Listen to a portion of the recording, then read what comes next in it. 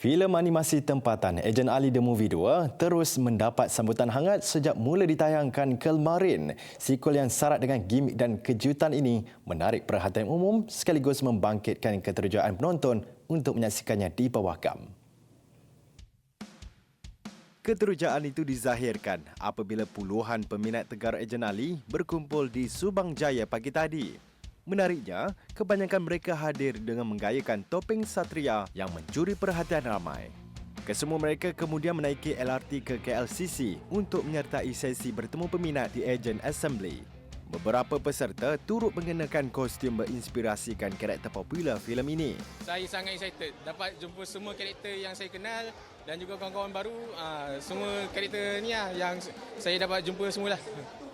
Ketua Pegawai Eksekutif Wow Animation, Usamah Zai Yassin, tidak menyangka filem arahannya itu mendapat sokongan pelbagai lapisan masyarakat. Cuba hasilkan yang terbaik yang kita boleh.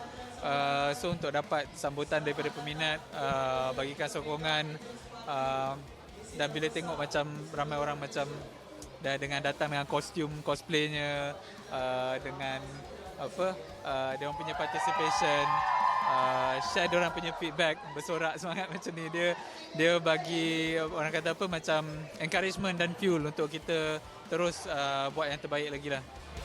Filem Ejen Ali The Movie 2 kini ditayangkan di 161 lokasi pawagam seluruh Malaysia dan Brunei. Ini menjadikannya tayangan filem animasi tempatan terbesar dalam sejarah industri filem negara.